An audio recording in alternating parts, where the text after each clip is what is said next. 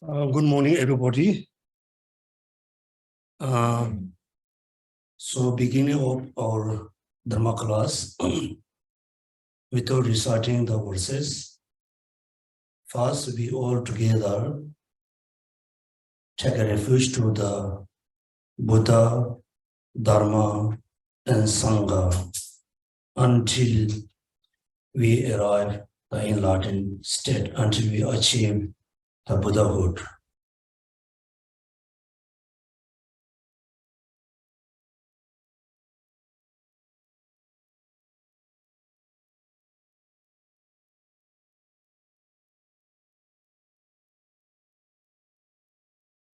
In order to achieve liberation or Buddhahood, we need to practice the pure and excellent path.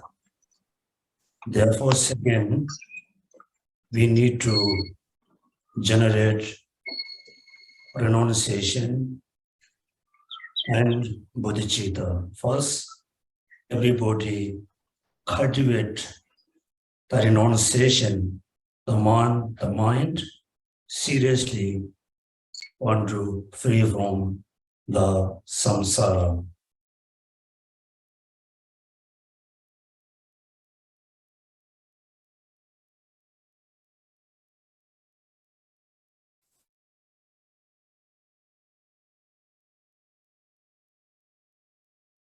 Second, we need to cultivate bodhicitta, which is the mind sincerely thinking, achieving Buddhahood in order to benefit all sentient beings.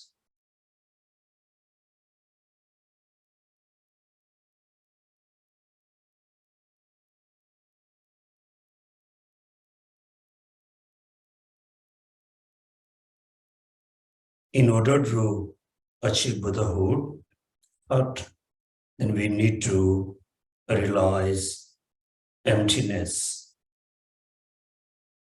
which is the actual antidote for eliminating the ignorance.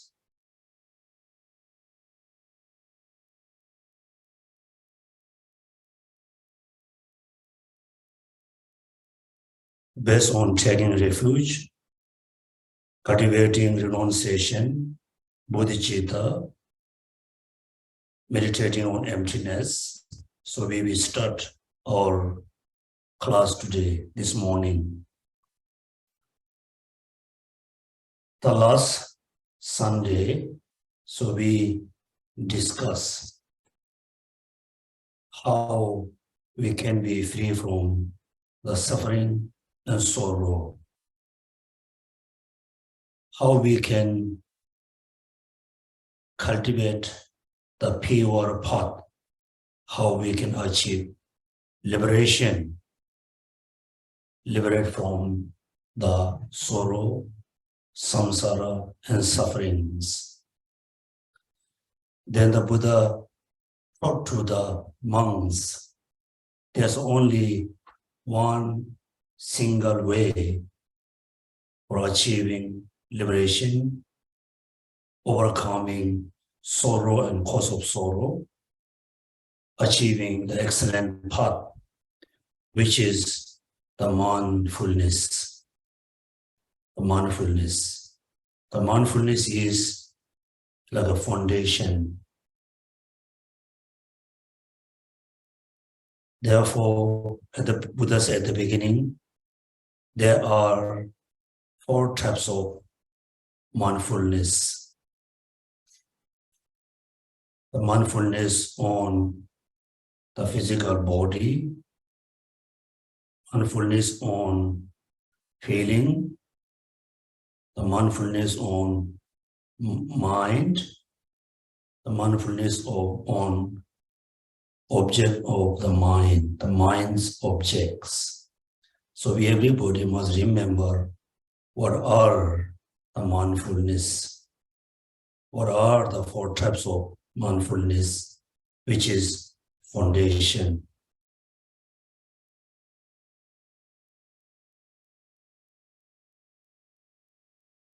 Next, how we should start our mindfulness in our daily life. How we should do the mindfulness in our daily life. So at the beginning, Buddha said, establish the mindfulness on the upper parts of our mouth. Therefore, everybody mindful, your mind is mindful on the upper parts of your mouth. Also, these include the nose and lip and upper parts of the mouth.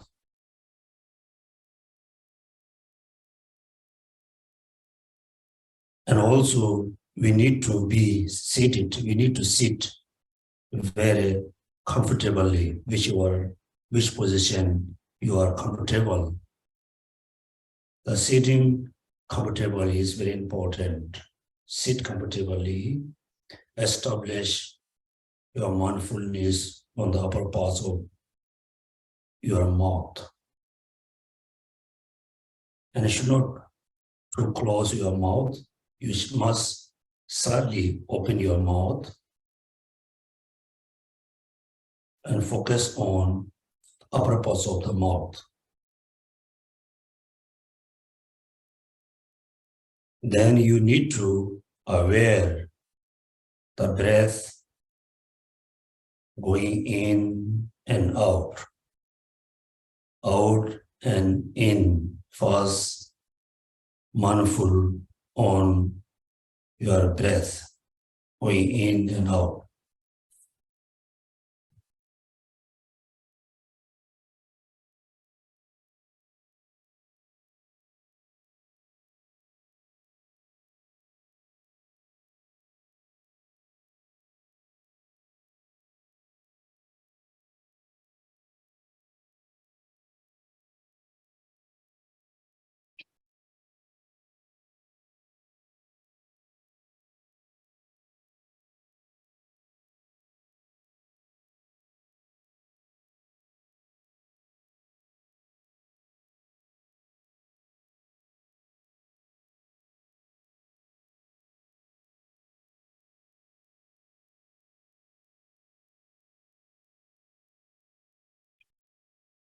Next, based on awareness on the breath in and out, now we need to aware the breath is long or short.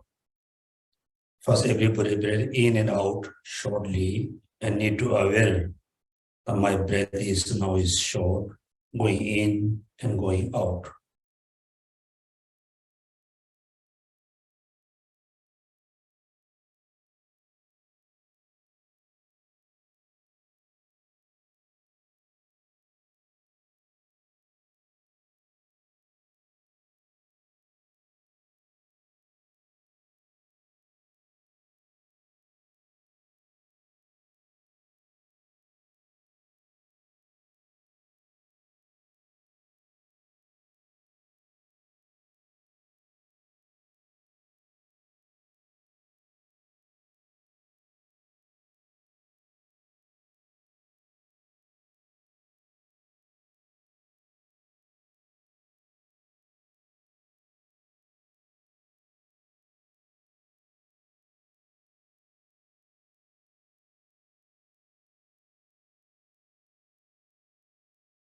Next, we need awareness to aware the long breath going in and out. Everybody breathe in and out little longer.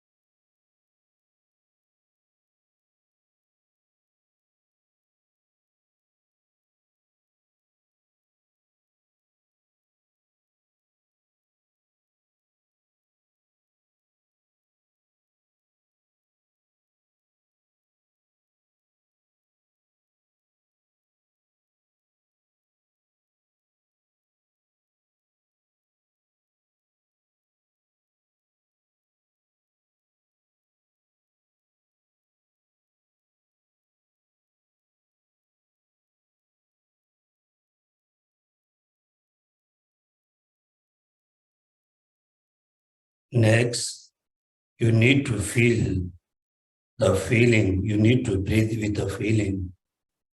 Sometimes when you breathe in, you can feel the air, the breath is bit cooling. When you breathe out, also you need to feel the feeling is like a warmness. So breathe in and out with the feeling. You need to feel the breath, coolness or hotness, whatever feeling you have during the breathing.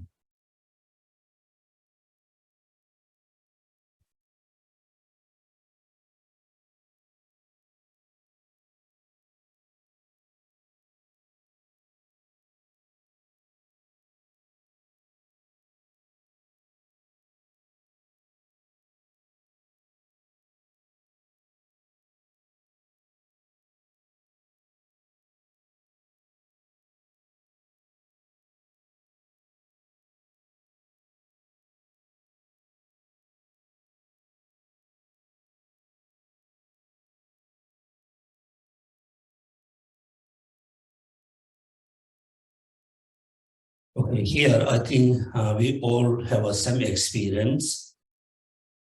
So when we mindful on the upper parts of our mouth, yes, at the beginning we able to mindful, but in between, so we got lot of destructive mind, disturb the mindfulness on the upper parts of our mouth. Then at the same time also we need to aware my mind is disturbed. I cannot mindful on the upper parts of body, upper parts of mouth. Then you need to bring back your mindfulness, your mind back to the upper parts of mouth. At the beginning, yes, definitely everybody has so many different thoughts, a lot of distraction, your mind disturbed from the mindfulness. After few minutes, then generally your mind become calm, then you can have a better mindfulness. Okay, so today's lessons, the first mindfulness, we need to divide into 6 parts. That the mindfulness of the body has a 6 subdivision or the 6 parts. First, the mindfulness of the breathing, number 1. The number 2, the page number for you like a 292 or 336. I think 336 is the correct number, right? Yeah. The 4 postures within the mindfulness of the body. First is the mindfulness of breathings. Second is the posture. Because these days you can see the walking meditation is one of the first posture. Our body has mostly 4 activities, right? Like walking, standing, and sit or sleeping. Then dispose all the food and drink which we consume.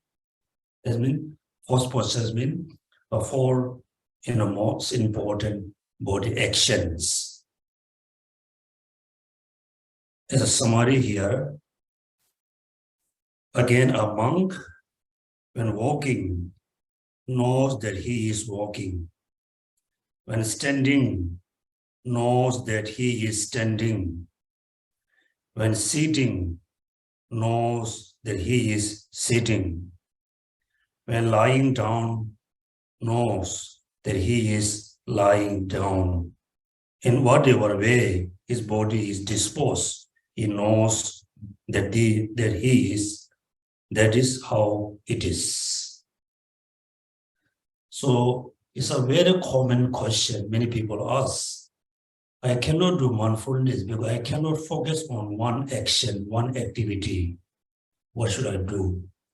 Therefore, whatever we do, like eating, drinking, sitting, looking, thinking, we need to aware.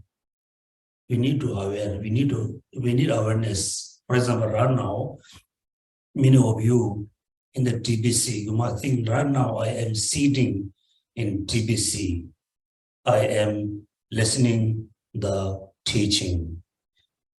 You should not think your body in TBC, but your mind is still in your office, in your house, with your friends, is wandering everywhere. Mean you are not able to mindful what you are doing right now. Right? That's a first posture. The fourth posture is the number 2. Then the number 3, clear awareness. Number 1, number 2, number 3, awareness. Number 4, reflection on the repulsive parts of the body. Then number 5, the 4 elements. Number 6, the 9 charnel grown contemplations. So within the meditation on the body, there's 6 parts. You can do mindfulness on the breathing.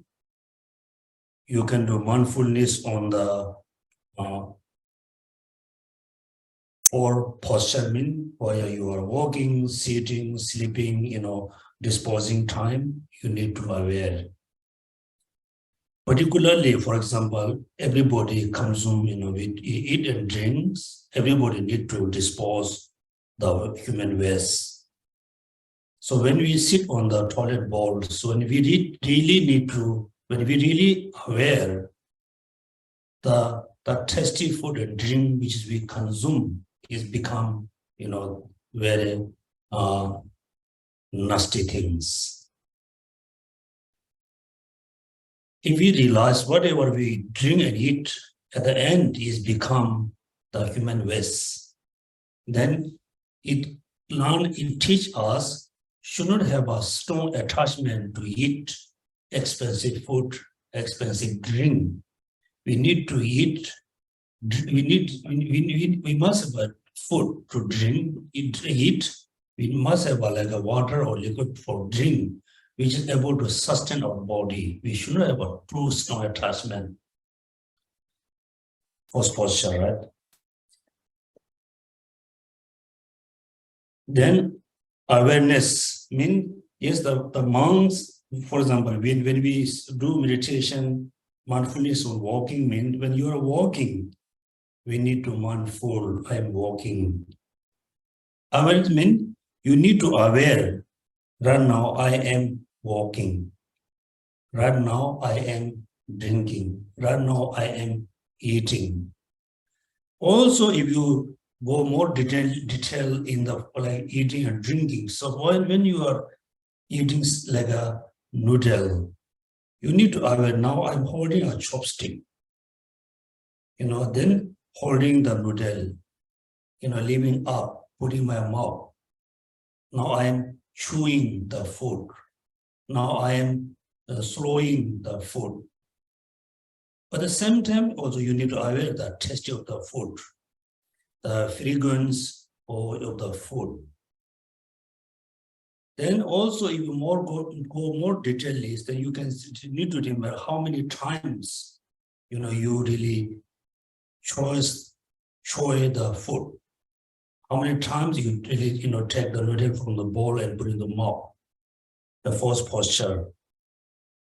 Within the 4, the sleeping, mindfulness or sleeping also very important. For example, everybody, we are a desire realm beings. We need a sleeping. Sleeping as a one of the medicine to maintain healthy body, healthy mind.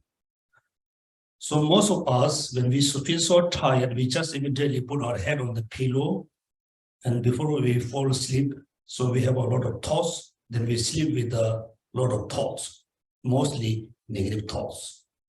Therefore, during the sleeping time, we have so many different kinds of dreaming, scary, like all the things. If we are able to sleep within the positive thoughts, for example, when you put your head on the sleeping, you must think, now I am going to sleep. Going to sleep like 4 or 5 or 6 hours. Then immediately you can generate love and compassion towards, like one sentient beings, many sentient beings, many human beings. Generate love and compassion. Have a positive thoughts. If we are able to sleep within the positive thoughts, the whole sleeping hour, the duration can become positive. You are sleeping. Within the sleeping, you are accumulating a lot of positive actions. Also, within the sleeping, you are doing dharma practice. Mostly we sleep with the negative thoughts, so 6-7 hours. So we are producing a lot of, continuously producing negative thoughts, negative actions. Then when we get up early morning, we feel so tired because the negative thought produce a lot of positive energy. Then the first 3, the breathing meditation, teach us how to mindful, how to aware about our body. The fourth posture also teach us how to do the mindfulness. Then the clear awareness, not the mindfulness, also teach us how to aware. Right? That means first few things, I am walking as a motivation. Then you are walking. While you are walking, you need to aware. I am walking. The mind have to aware. The person for me, I am walking. That means first mindfulness, second awareness. If you really walk with the mindfulness and awareness, you never have a say, oh, somehow I fall down. Each action with the awareness, then you never going to say, oh, I don't know where I leave my phone. I forgot my phone where I live. Because you do, simple kind of experiment yourself. Just 5 minutes, you walk here and there, do something. Then you reflect within the 5 minutes how many actions you have done. You put spoon here, you put knife there, you put mobile there, you put cup there, or you talk to someone. Within the short term, there are so many actions are there. But all the action we have done without any awareness, right? Then, how come I left my phone here? Oh, how come I didn't clean my cup? How come this happened? Because we didn't have actual good awareness. The mindfulness, awareness must go together. Then the number 4, reflection on the repulsive part of the body. Now let's go more detail how to control, how to reduce the attachment, the lust, right? Mostly, everybody naturally, whether you are Buddhist or non-Buddhist, whether you are old or young, doesn't everybody have a sense of attachment toward their own body? Oh, I'm very strong, I'm very beautiful, I have this, or my face is no good, but my eyes is very nice. My eyes is not so beautiful, but my nose is so beautiful. We have a lot of attachment towards our bodies. We have a lot of positive thinking our body. So when we analyze all parts of body, then finally you can see there's not such a thing that can attach towards the body. reflection on the repulsive part of the body is teach us particularly how to reduce attachment. Repulsive. Then more detailedly how to reduce, control attachment. The 6, the 9 channel grown contemplations. The reflection on the repulsive part of the body, the 9 channel grown, mainly we need to practice in order to cultivate renunciation. So that means, so when you do meditation on the body, you need to remember the 6 subdivision or 6 parts of 6 types of meditation on the body. First posture, we go today from here. So he abide contemplating body as a body, internally, externally, both internally and externally. And he abide independent, not clinging on anything in the world. And that monk is how a monk abide contemplating the body as a body. What does mean the body as a body? Right? Everybody is recognize this is my body. This is my body. Do we really know the actual, the reality of the body? Do we know? No, we don't know. Therefore, we have an attachment, we have an ego, so we have a kind of pride over our body. So through the practicing of the breathing in and out, look, like whole our body is like one big bloom. Right? When you breathe in, you can see our body is really raising up. When we breathe out, we can see our bodies are, raising down, raising up and down, up and down. This moment also, we're going to learn changing, impermanent. That means our body momentarily is changing every moment. It's raising up, it never be up for forever. Raising down, go down, up and down. Right? Also, while we are talking, let's say we talk for just few seconds. Within a few seconds, also our body is changing momentarily. Also, whatever we eat and drink, since we put the food in the mouth, since we swallow the food and water in, since the food is really changing, there's always a processing for changing. Finally, it's come for the human race. Therefore, when you do meditation on the body first, learn how to do mindfulness, particularly with the first 4 posture. Then more detailedly, meditate on the repulsive parts of body, mean like an opposite. We think our body is very clean, right? Clean. Do our body is really be clean? Is clean or no? No. It's very easy. If we don't take a shower for 3 days, our body we can feel the smell of our body. If we don't wash our clothes for a few days, we can feel the smelly. All the smelly is produced from body or produced from the food and drink. Also, have you noticed, our body smell usually change depends on what we eat and drink, right? Drink. For example, because many people eat like a pork meat. So when you eat the Japanese pork meat, you cannot feel the smell much, right? The pork which is like maybe Indonesia or Malaysia, it has a lot of smell. Why? Because the Japanese feed clear food and drink for the pork. pig. Therefore, it doesn't have a smelly.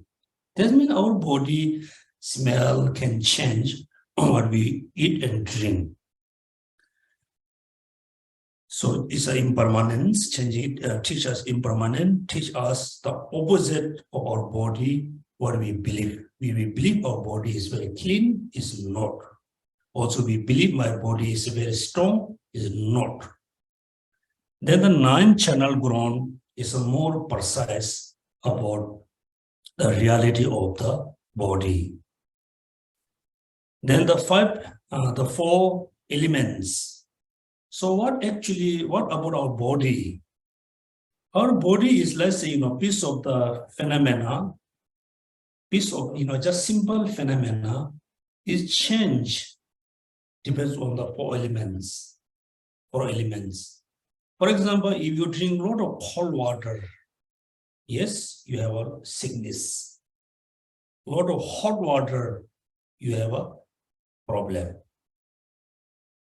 So our body usually change into positive way or negative way, depends on the 4 elements. Then our body is actually made of 4 elements. 4 elements. Also, when we think about how our body really change, develop, depends on the 4 elements. For example, we eat an apple, right? It's a piece of apple. We eat the apple, we bite, we chew it, we swallow the apples. Then the apple become many parts. Some parts of apple, transfer into blood. Some parts of apple transfer into bones, flesh, and fat. Even though one piece of apple can change our body. For example, when we take medicine, the amount is so small, right? It's so small, and we take and we realize, oh, my headache has gone. Oh, my backache has gone. Feel relief. We are really eating, big amount of food and drink, but we don't realize much. Actually, whatever we drink and eat, there's a lot of changes in our body.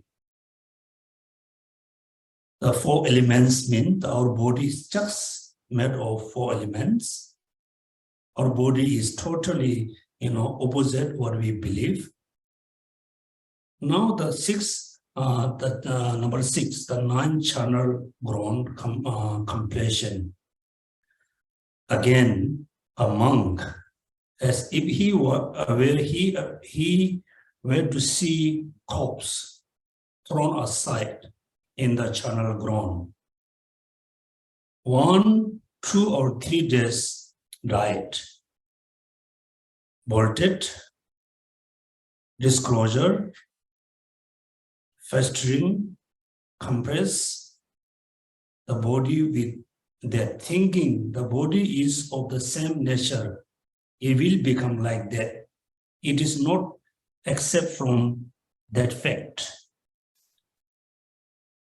Also, I don't think many of us have seen the body is thrown at the channel ground.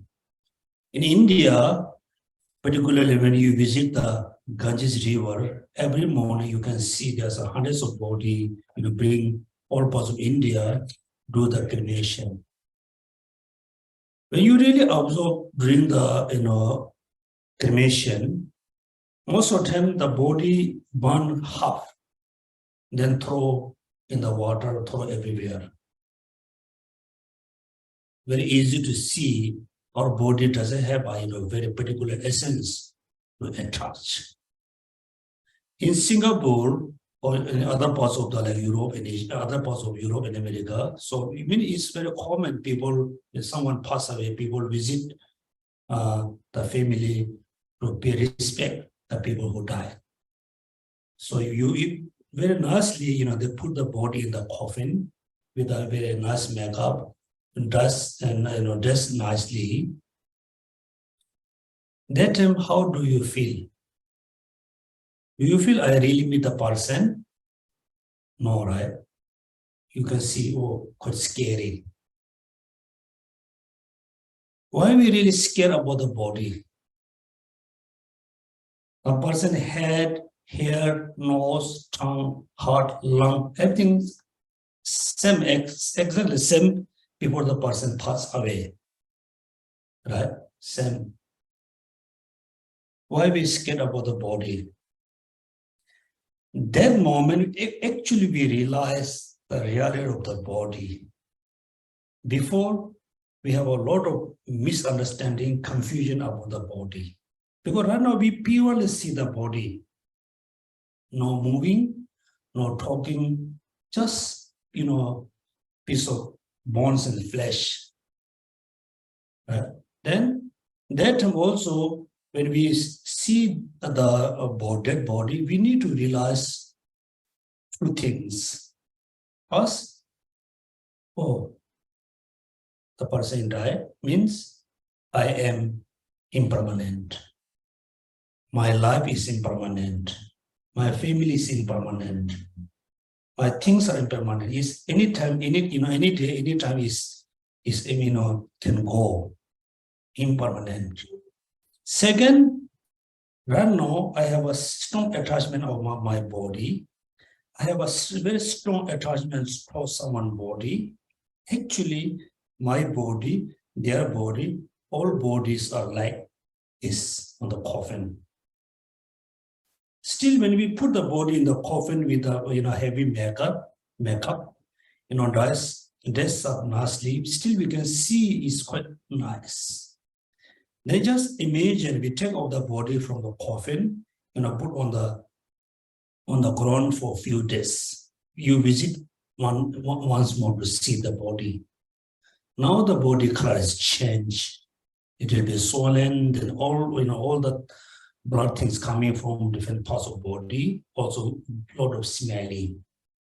Doesn't mean our body nature is like that. Then why we have so many attachment points? The body, our own body, others' body. Why? Why we attach? There's nothing such that we can attach, right? Channel grown. So he about contemplating body as a body internally, externally, and both internally and externally. And he about independent, not clinging to anything in the world. And that monk, how a monk about contemplating the body. That's mean when you see the actual body, the real body, you just mindful. Your mind fully focus on the body. Should not have any kind of attachment, clinging, and hatred. Right? Because your mind, you are training your mind just focus on one direction, not many directions, just one. You realize the actual body reality, and you just meditate or mindful on the body. Should not have another thoughts. While you are meditating on that body, if you feel, you remember, I need a drink, then your mind is clinging on the drink, on the food. Just focus, mindful, what you are aware. Right? Okay, now next, do the actual experiment or practice. Now everybody just sit comfortably.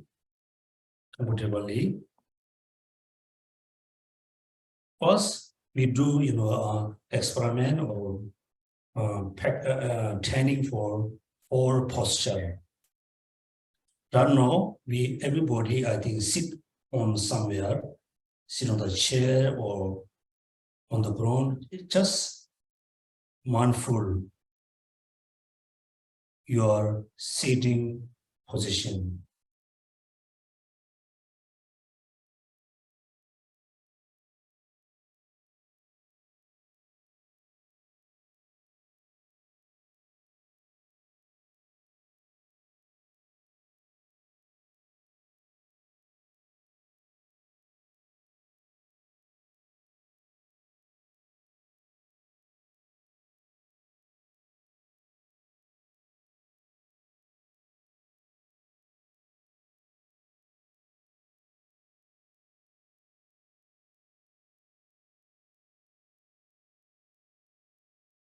Now you need to aware, I am sitting on the, there's a question, sitting on the, you just need to aware, all right, now I am sitting on the question.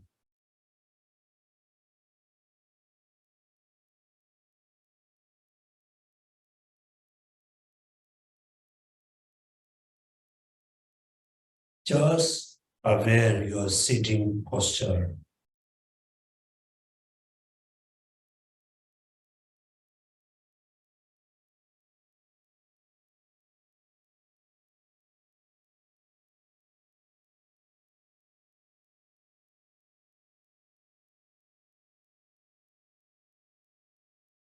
Goes more detail how you sit, where you put your hands and palm.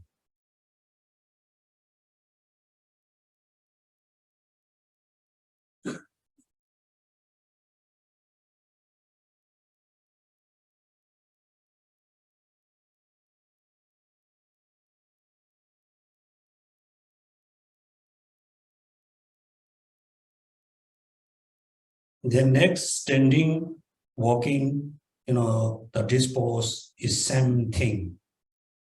Is same thing. Now the number 4, the reflection on the repulsive parts of the body.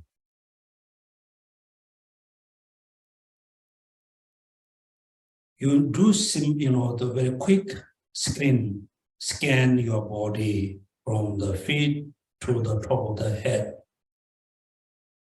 step by step.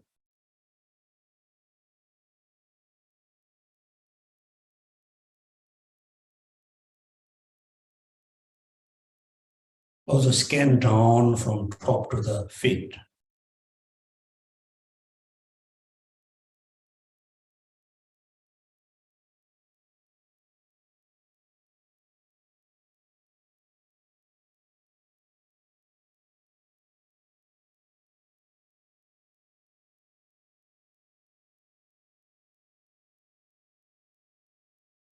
Now we need to scan the inner body, the inside of our body.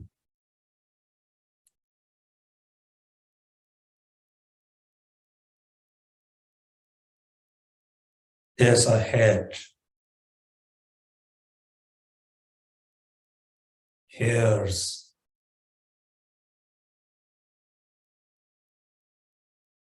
body hairs,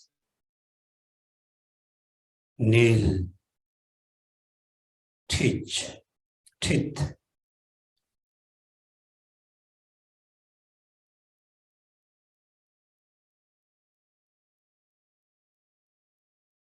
skin, flesh, sinews, bone marrow, kidneys, heart, liver, pleura, spleen, lungs. So please do, scan all parts of your inside body.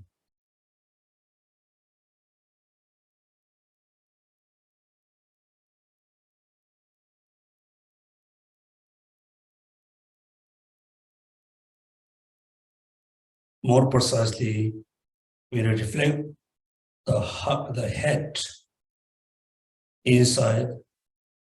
There's a quite big size of brain.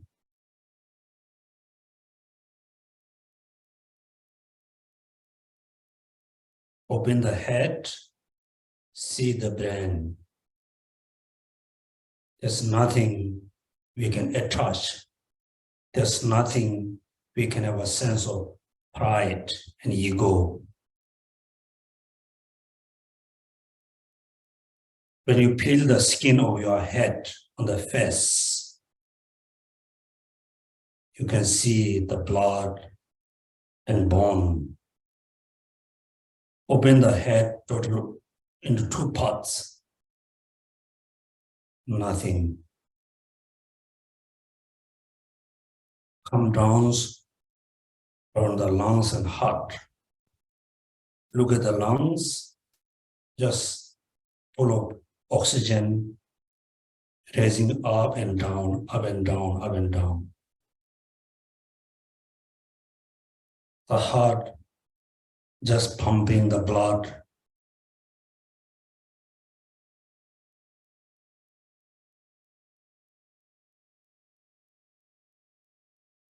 Techniques. Now you just do the reflection, the smelly of the inner body.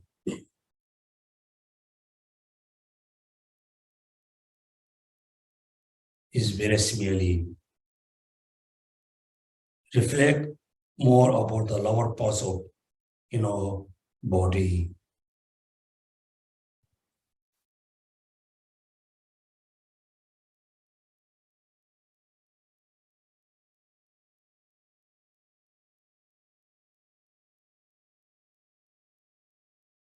Yes.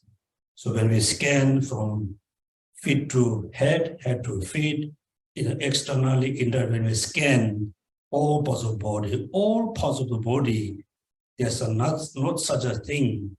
We can have attachment, we can have an ego, we can have a pride, or proud about any part of the body. There's no such a thing.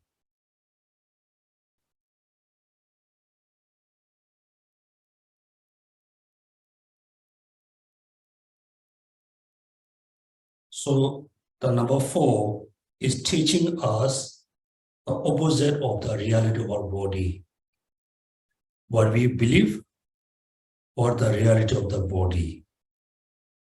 Precisely need to go into the 9-channel ground.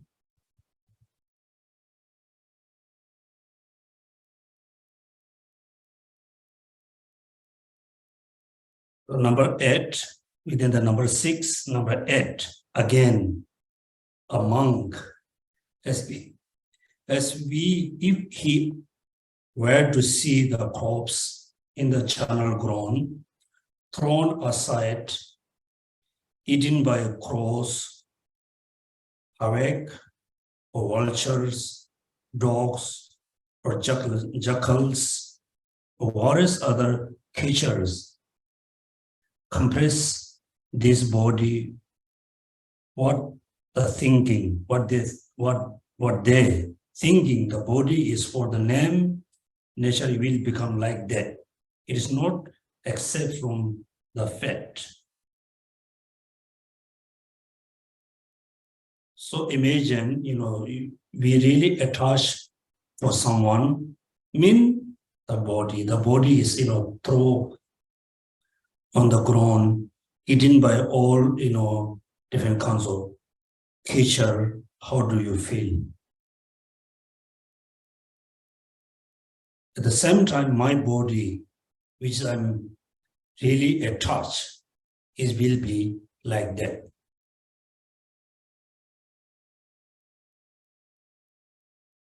Then here's what everybody has a question in their mind. Oh, my body is totally nasty.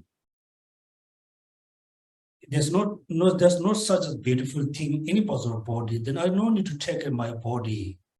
Right? Why I need to take care of my body?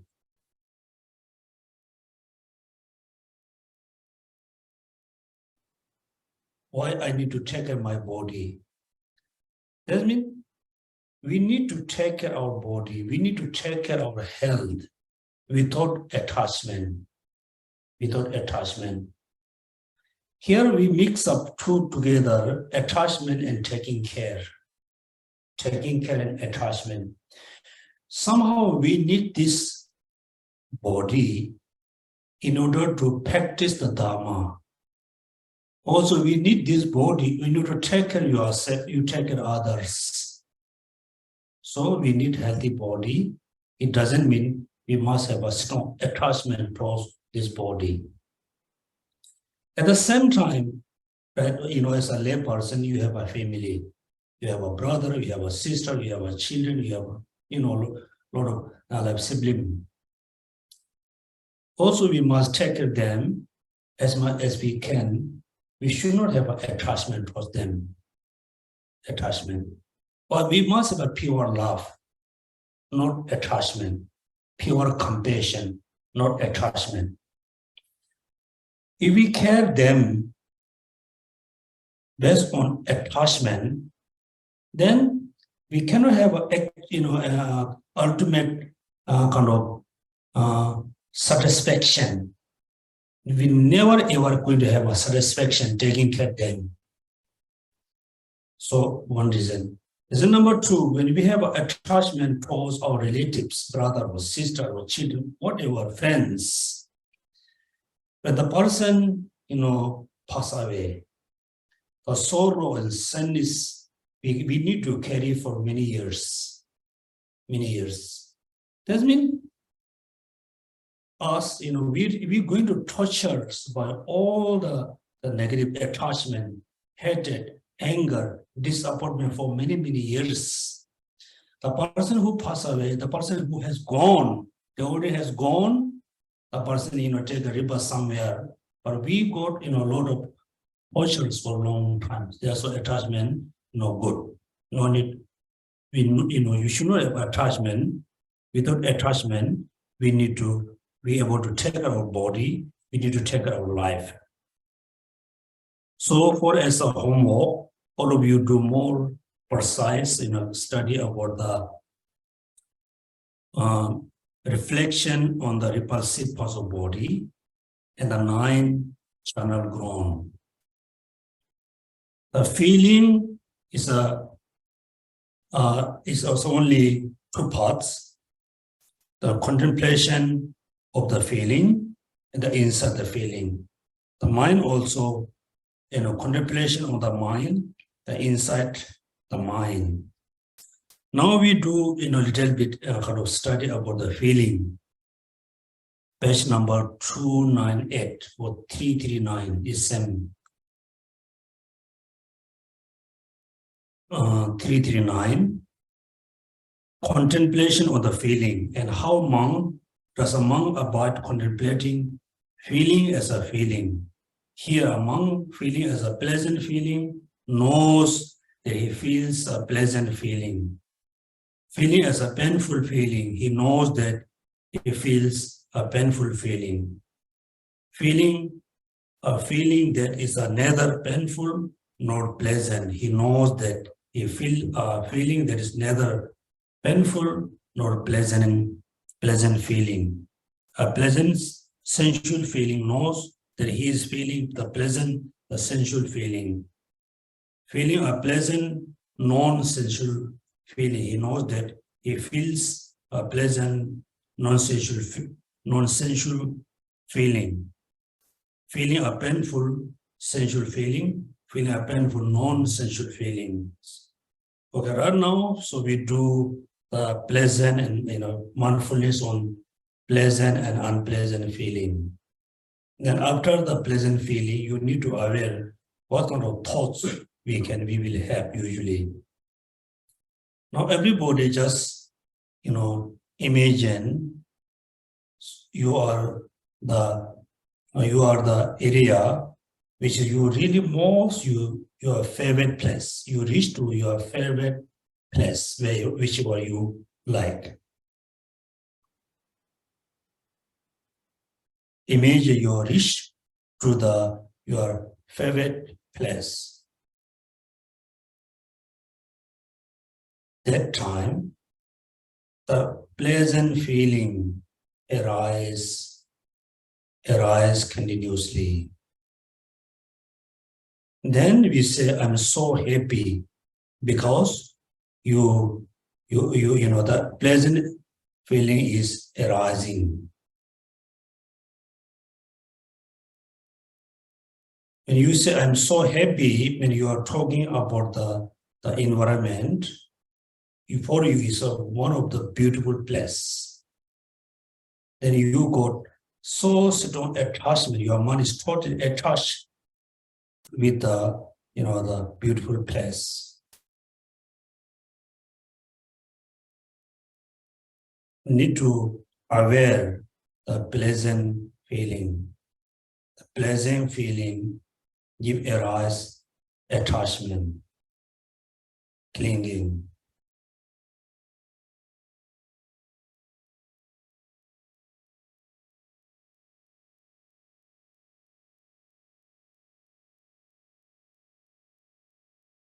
Instantly, the beautiful place changed into very ugly place. All the flowers died, and all the green grass is totally dried. The beautiful place is completely filled with the trash. A lot of noisy around. The weather becomes so hot or so cold. Suddenly, the unpleasant feeling, the painful pleasant is arising because of the object of the feeling has changed as a ugly environment. Unpleasant feeling arises. Then you're going to feel unpleasant feeling. Then you're going to say, I'm not happy. When you say I'm not happy, then you have a sense of hatred. You hate, the ugly environment. Therefore, how the anger arises. Therefore, how the attachment arises. This is talking about the mental feeling, not the sensual feeling, because we are imagining based on imagination. Second, we need to aware the sensual, the sense feeling. So you like very particular perfume. The perfumes, comes around your nose. You feel so happy. Essential feeling. Second, somebody spray, the spread, which is you really don't like. Then you can see the nose, sensual feeling has changed into pleasant, unpleasant. Then food, the sound, feeling, everything is same.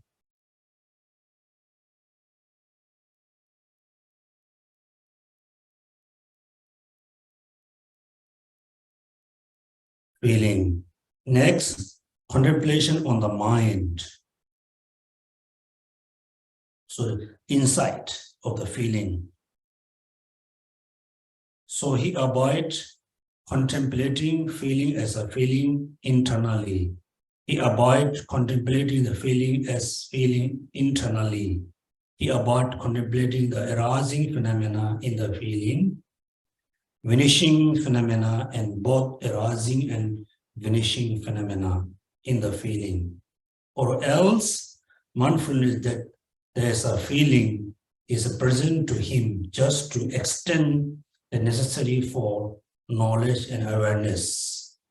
And he avoids independent, not clinging on anything in the world. This means when you do like a mindfulness, unpleasant feeling arise, you just need to aware this pleasant feeling. Should not clinging on the pleasant feeling. When the unpleasant feeling arises, you need to aware this unpleasant feeling arises. You should not have a sense of hatred. But we cannot stop having the pleasant and painful feeling. We cannot stop. For example, when you move your head around, how you can stop the things appear to your eyes? You cannot stop, right? For example, we both looking at a beautiful object. Yes, the beautiful object or the object appear to us. You cannot, if you want to stop, you need to close your eyes. How long we can close? The object somehow appear to our eyes, and the fragrance or the smell, receiving to our nose, we cannot stop. But depends on us.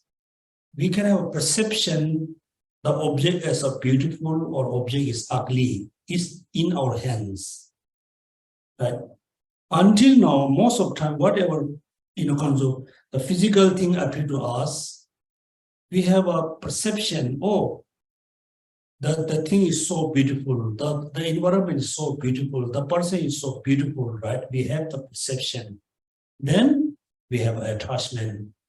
So now you can see the boundaries, the thing appear to us, but we can stop to have the conception as a beautiful object. We can stop have a conception as an ugly object.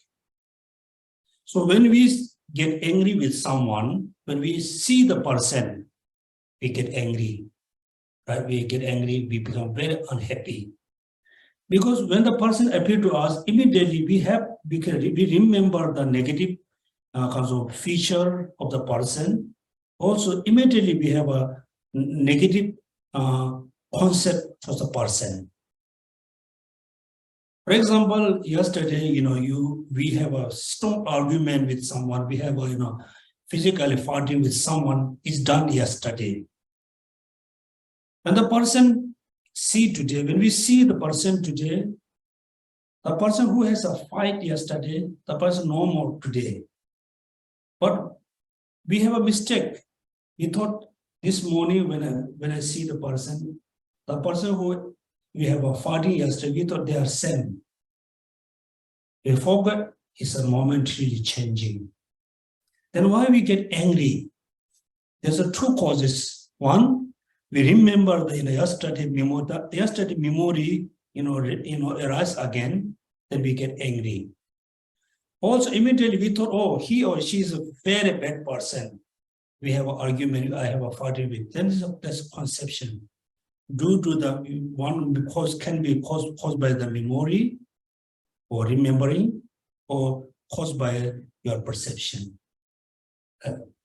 Now here we can see how our feeling can be changed when we change the perception. For example, you order the food which you really like it. You very much like one very particular food. You are really indulged the food. You order the food. You are very excited to have the food. When the food comes on your table, when you start to eat, the taste is not there. The shape is not exactly the same as you want. Then, while you are eating, you feel very angry and upset, right? You feel angry and upset. Immediately, you need to change your perception, your thoughts. Oh, the food which I order is not exactly the same which I want. Somehow, the food is here. I cannot change the food. Just whatever comes, I need to enjoy. This food is not exactly the same as which I want, but it's still, like say, it's still pizza. It is still pizza, I must enjoy. That means you change your perception, your thoughts, and the food become more delicious. Therefore, how things change when we change our perception, feeling. Now, contemplation on the mind. Page number 340.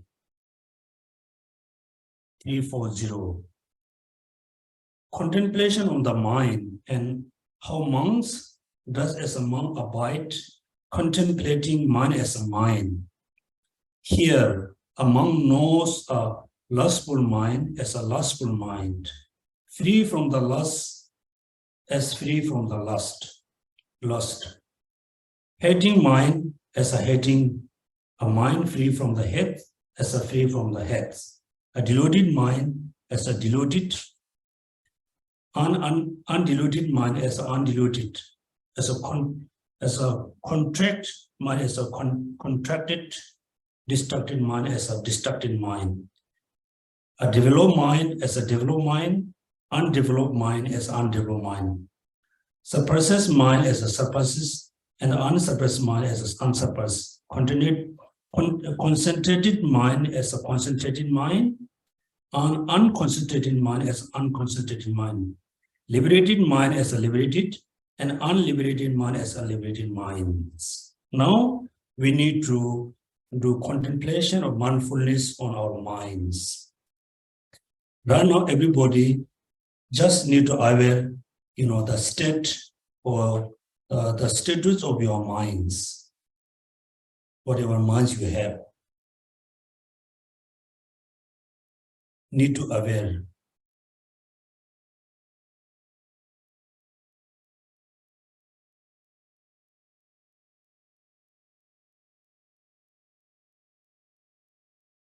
Second, the thing or the person is appear to you immediately in front of you.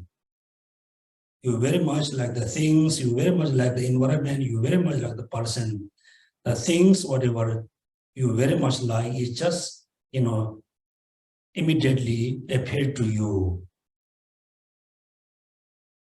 Yes, there's a sense of,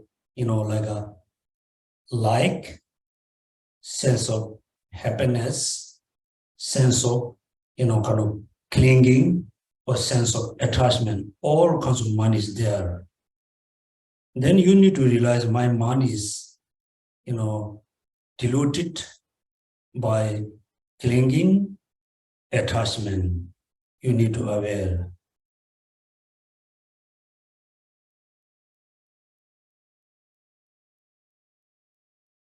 Second, you reach to the place which you really don't like, or the person appeared to you which is whom you really don't like. Then immediately you get angry, upset, unpleasant feeling there. You need to aware my mind is diluted by anger, hatred, unpleasant feeling. You need to aware.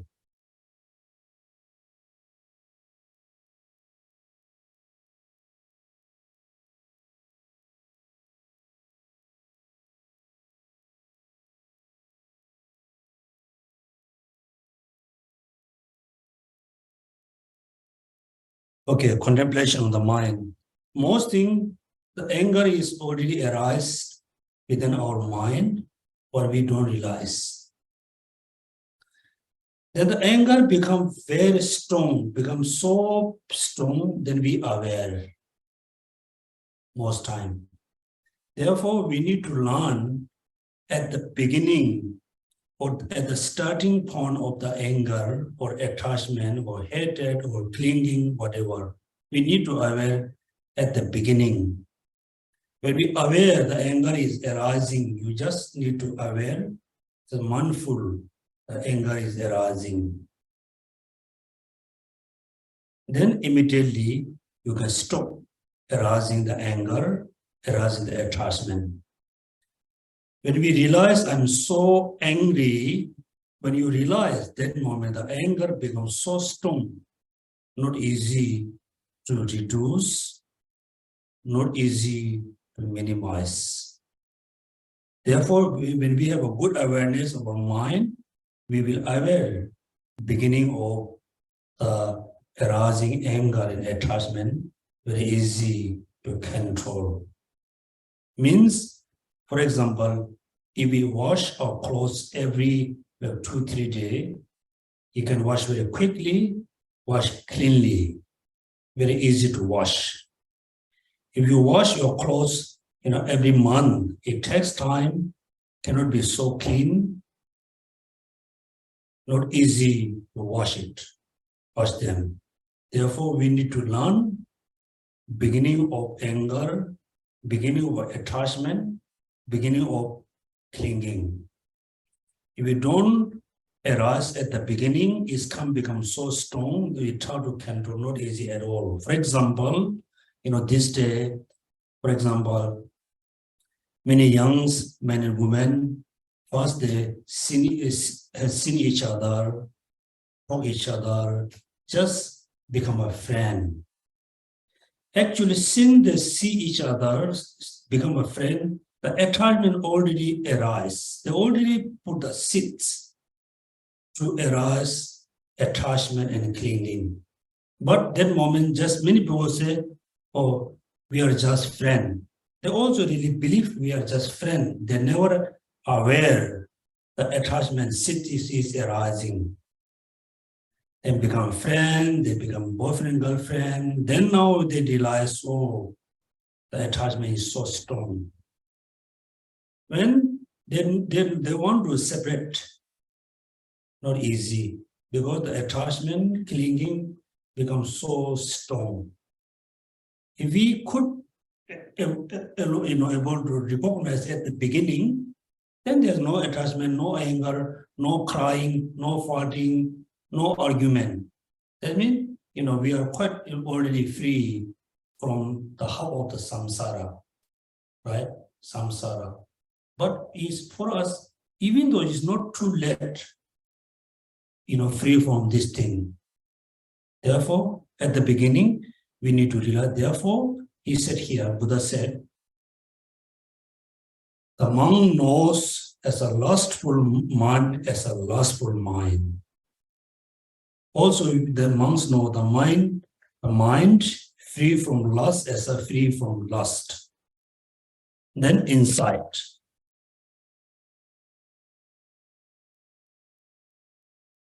Then object of meditate on the object of the mind, the fourth one, contemplation of the mind object. The mind object has a few parts. Number one, the 5 hindrances. Number 2, 5 aggregates. Number 3, the 6 internal and external sense basis. Number 3. Number 4, the 7 factors of enlightenment. There's 4 parts. So when you do meditation on the object of mind, 5 hindrances.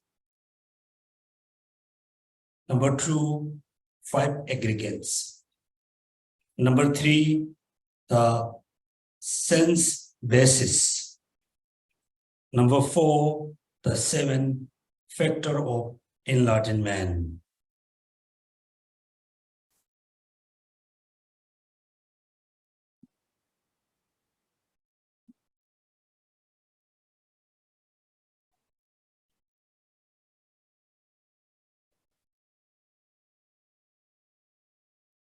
There are 7.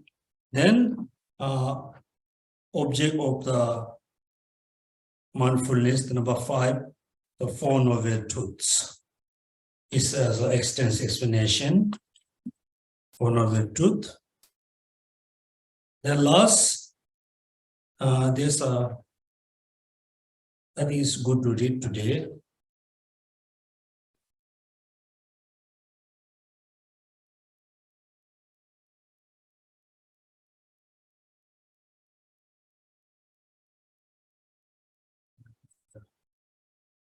Inside the conclusion. So we will have one more class for the mindfulness, particularly about the 4 noble truths. And conclusions, whoever monks should practice this 4 foundation of the mindfulness for just 7 years. In the longest one, the 7 years, may expect one of the true results, either arhatship in this life, or if there should be some substantial life. It's talking about the duration that you can practice the 4 mindfulness for 7 years, 6 years, then 5, 4, 3, 2 years, may accept one of the true result. Then 5 months, 4 months, 3 months, 1 month, half a month. So if we really seriously practice the 4 foundation, even though continuously, 15 days, Buddha said, you can experience, the result of the mindfulness. What kind of result we can have? Let's say we all going to practice the mindfulness for 2 weeks or 15 days. What does mean, 15 days continuously? We need to stop quite a number of activities. Let's say only 2 weeks you just do the retreat. Just sit in your house. You just have a breakfast, lunch, dinner, the four posture, not contact with anybody, not using your, like electronic things. Just only do the mindfulness. Even though you need to stop your daily recitation, chanting, sadhana, whatever. Just stop all other actions. Just focus on the 4 mindfulness. Then Buddha said here, within the 15 days, you can feel my anger, my attachment, my ego, my pride come down. Come down. It means just you reduce, come down. That means you are already free from the gross level of most of the negative thoughts. That means you can have a kind of the gross negative thoughts are look like origin of suffering. Origin of suffering. Due to the gross, like negative thoughts, we have a lot of unpleasant minds. We have a lot of problems. When you're able to control the gross negative thoughts, that means you are free from the gross origin of suffering. Also, you are free from the gross of suffering, like fighting and argument, this thing. Then the 4 mindfulness, became kind of path to free from the gross of suffering, the gross origin of suffering. 15 days. Then let's say 1 month or 2 months or 3 months, if you continuously practice, then finally you can look like we're going to feel, oh, how come I don't have an anger? How come I don't have an attachment? Right? How come I don't have an ego? Then you feel very relaxing. You feel very relaxed and very calm.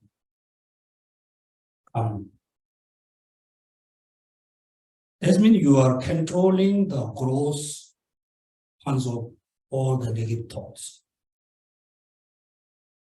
Then precisely, able to overcome from the attachment and anger and so on. So then you do more precise meditating on the channel grown and so on. So then for one day you can think, oh, look, like I don't have a really attachment. I really don't have a really anger. Because all the cause you already control. That means you are practicing the path. You daily, every day, slowly you're going to achieving liberation. The one day you're going to fully achieve the liberation, mainly liberate from the 3 poison mind: anger, attachment, ignorance. Simply, you can imagine what kind of feeling I have. If I'm totally free from anger, no anger. You never be angry for such a few months. How do you feel? You feel very relaxed. How are you going to feel if you are totally free from attachment? No attachment with anything. Somebody say, oh, you're a good person, you are still relaxed.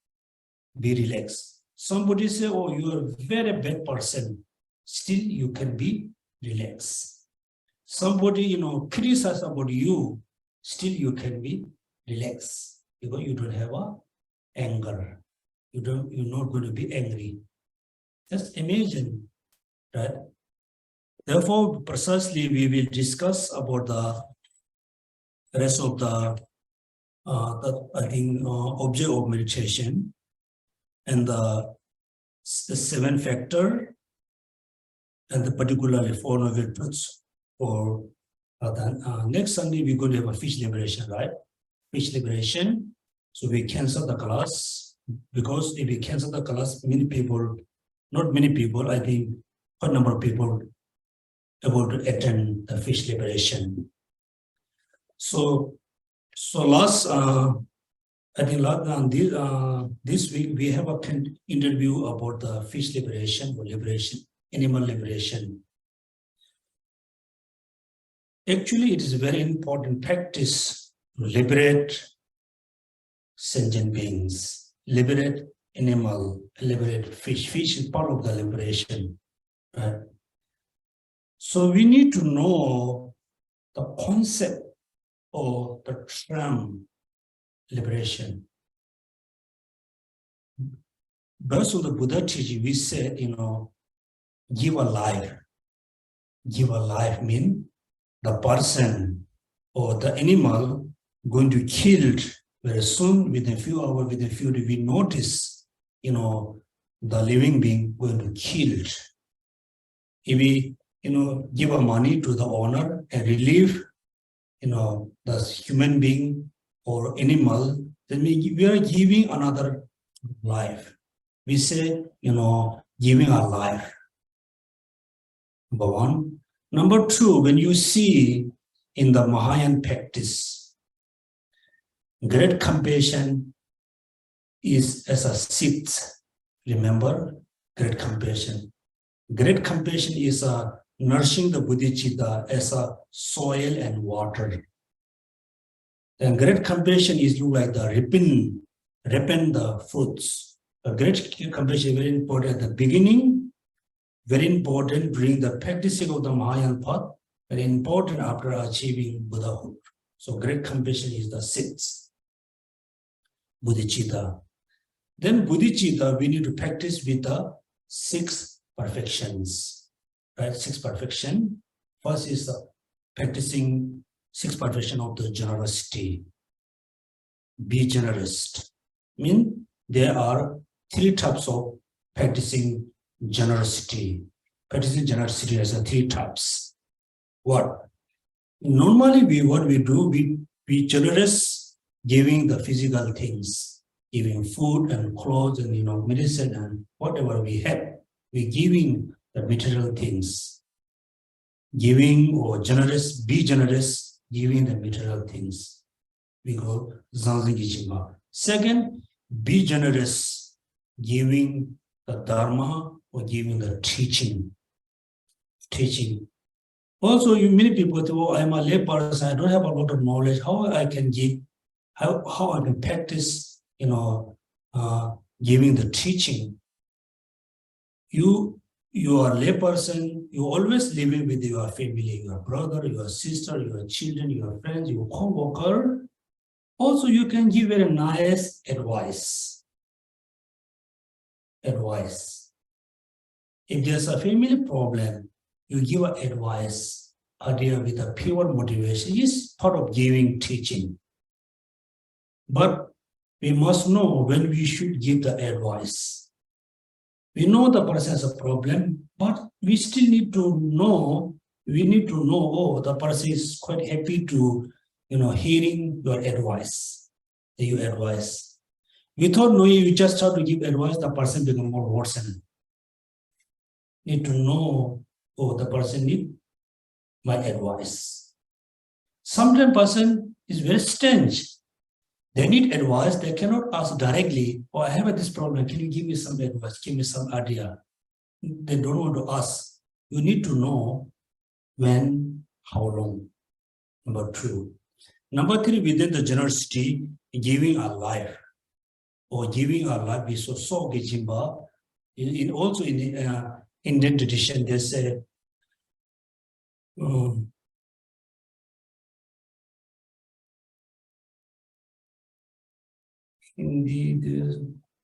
Jivan means life. Jivan Dan means giving our life.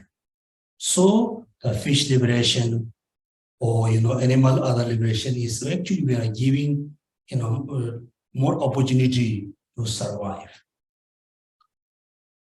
So in the ancient time in India or Tibet or Mongolia or many part of China, they release mainly like a cow, sheep, yak, horse, right? Since we release the animal, give a life, we put a sign on the animal. We put like a color, tight clothes, we put a particular color, then everybody who live in the village, they will know, oh, this animal is liberated animal. We should not harm, we should not kill. Because in the past, ancient time, many people kill animal when they become very old. Right? So the liberated animal, nobody supposed to kill. That means since we release the animal naturally died, we cannot do, we should not kill. Now in Singapore or Malaysia or Hong Kong, like other parts of the world, we don't have a lot of other parts of any kind of animal like goats and sheep and yaks. Even though you buy chicken, 100 chicken from the chicken farm where you can release, you cannot release the, like in the forest, you're going to get a fun. There's somebody going to kill a goat or sheep you buy, we cannot keep house. We cannot release in the forest, so we cannot release. The best is the fish, also in the lobster, all the sea creature or sea animal can release. Then many people have criticized, what's the point? We release today, somebody will catch up tomorrow. Somebody will kill, somebody catch up tomorrow. It is not our responsibility. Our responsibility, be kind person, be compassionate person. Even though we give one more day life, we give one more, we let them one more happy. When we release the fish in the ocean, you can see the fish can swimming freely, few hundred kilometers. When they trap in the fish farm, they cannot move much. Just imagine we human beings, let's say, we all together, put in the house, somebody going to kill her tomorrow. How do we have feeling? We feel very upset, very unhappy, so, angry. Immediately somebody opens the door, okay, say, oh, since today you are free, nobody going to kill you, you can go where you want. How do we feel? If we're so happy, same thing, the fish or the other creature, whatever, they have a very pleasant, happy feeling. Also, many animal can appreciate what we did for them. So there's a fish liberation. Actually, I don't think many people can go, only 30 plus, right? Yes. Can I check? Is there such a thing like just now you were mentioning like people release the cow, the sheep, whatever? That after you release, is there such a thing that you're not allowed to eat? No, they don't kill. Feed? No, not those that you release, but you go to the market and then I buy the beef or buy the mutton. Is there such a thing that once I have an intention to release this animal, I'm not supposed to eat this type of animal? It's not like us. If somebody, somebody killed the liberated animal, you're not supposed to eat. If the liberated animal literally died, then it's okay, you can use whatever you can eat. I think she meant is if you release, assuming you release a grouper in the sea, you liberate. But if what she's trying to ask you is without knowing somebody catch up and no. You release fish, but on the other hand, you eat fish. Okay. We ever once went to release outside the sea, and it's like a huge one. After releasing, we are very happy, very rejoiced, everything. Then when the master, after doing the dedication, tell us you're not supposed to eat these two types of fish. So since then we cannot touch. So that's what I mean. Is there such a thing that cannot, or is just the culture or the compassion of this food that cannot? I think it's last time when we have an interview, I said I think few things to the interviewer. First, we need to recognize the pure Buddha teaching. This is pure Buddha teaching taught by Buddha, nothing to do with the Indian culture, Indian Asian culture. Second, Buddhism with the Indian Asian culture. Right, number one. Number two, when the Buddhism with the Indian culture, flourished or came to Tibet or China, then the Buddha teachings combined with the other culture. Buddha teaching with the ancient culture, with the Tibetan or Chinese or Somali culture. Then also when the Buddhism, flourished to China, that means Buddha teaching with the Indian ancient culture, with the ancient Chinese culture, with the Taoist, right, one of the popular Taoist cultures. Yes, when we listen to teaching, sometimes the many master they teach based on the certain culture, not such as say, based on Buddha teaching. Yeah, since they say you release this kind of fish, since you cannot eat, actually it's a very wise way to give advice. They say you should not eat meat, but today you release the fish. That means you have a compassion for this kind of fish. Next time you should not eat. Sibu cannot say you should not eat meat. This kind of, still the fish. yeah, similar fish. Similar fish. Yeah. Fish like somebody can. Yeah, therefore it's a kind of very wise advice. Bit by bit, the Sibu going to control you. The more compassion. Yeah. But it's not Such a thing. Yeah. So far I haven't seen because Buddha teaching is so vast. Okay, so it's 11:30. Geshe, there's one question in the chat room. Please. Yeah. So Geshe, should we be disturbed that businessmen catch the fish and sell it to us for liberation? Are we contributing to the killing since we encourage others to catch the fish for us to liberate? Yeah, it's a very common question. I think many people ask that. Should we be disturbed their business, catch up the fish and sell to us for the liberation? Are we contribute to the killing since we encourage other catch a fish for us to liberate Amitabha, right?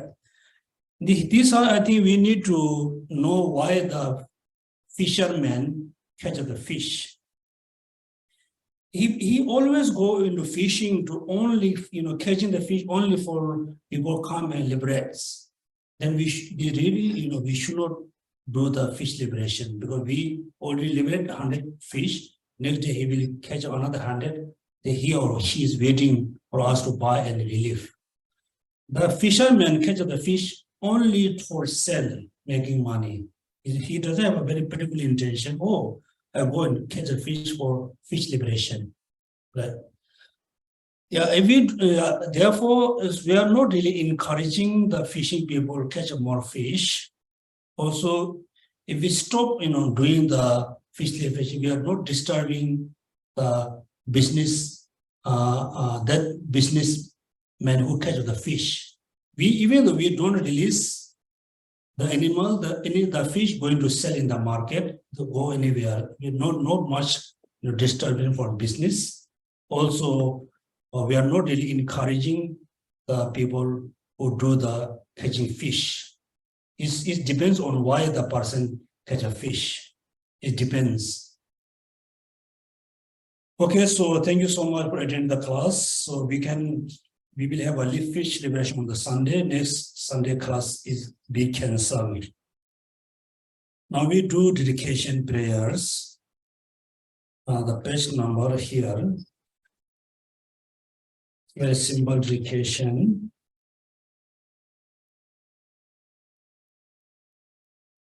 Page number 5. First and second, third paragraph. Page number 5. Due to the merit of this virtuous action, may I quickly attain the state of Guru Buddha and lead all beings without exception into the enlightened state. May the Supreme Bodhicitta that has not arisen and grow, may that which has arisen not diminish but increase forevermore. I dedicate the merit thus gathered for the realization of the deeds and the pairs of the Buddha and Bodhisattvas of the 3 times, and to the upholding the Dharma for teaching and the realization. May I in all life, through the force of merit, never separate from the 4 wheels of Mahayana vehicle, and accomplish the all state of the path, renunciation, bodhicitta, perfect view, and the 2 stages. So thank you so much for attending the class and have a happy Sunday. Thank you.